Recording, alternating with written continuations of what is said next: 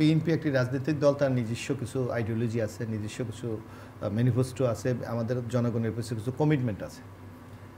জামাতেরও ঠিক তেমনি নিশ্চয়ই আছে। জামাতের সাথে আমাদের যে জোটটা হয়েছিল সেটা নির্বাচনী জোট, নট আদর্শিক কোনো জোট কিন্তু কখনোই ছিল না।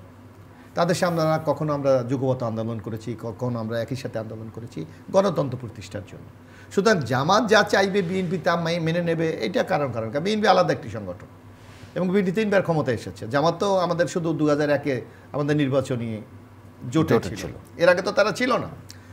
এখন আপনাকে দেখতে হবে এই যে ভিন্নতা থাকবে, এবং আমি মনে করি ভিন্নতাই গণতন্ত্রের সবচেয়ে বড় সৌন্দর্য।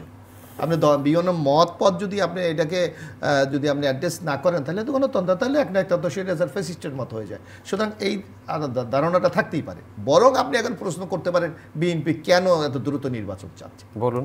আমরা নির্বাচন চাচ্ছি একটা কারণে, আমরা মনে করি বাংলাদেশ নানা চ্যালেঞ্জের মধ্যে আছে।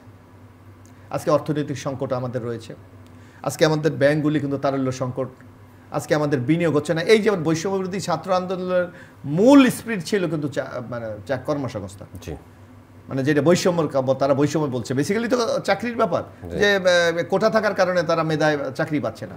কিন্তু আপনি 7 মাস অতিবাহিত হয়ে গেছে, সরকার কি কোন কর্মসংস্থান ব্যবস্থার কোনো কিছু করতে পেরেছে? পারে নাই। কারণ সরকারের কাছে সেই ধরনের ব্যাংকিং ব্যবস্থা নাই, সেই ধরনের অর্থনৈতিক সচ্ছলতা নাই, যার কারণে সরকার পাচ্ছে না।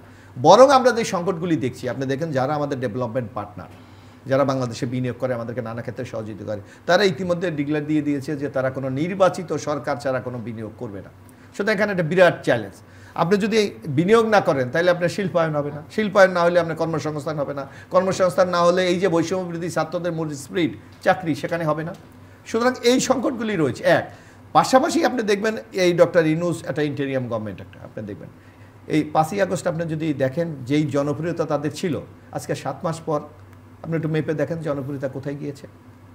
অর্থাৎ আমরা চাই না এই সরকার ব্যর্থ হোক। এই সরকার যদি ব্যর্থ হয় তাহলে আগামী দিনে যেই ষড়যন্ত্রকারী আছে, যারা বাংলাদেশকে একটি সফল রাষ্ট্র দেখতে চায় না, গণতান্ত্রিক রাষ্ট্র দেখতে চায় না, তাদের এই ষড়যন্ত্র সফল হবে।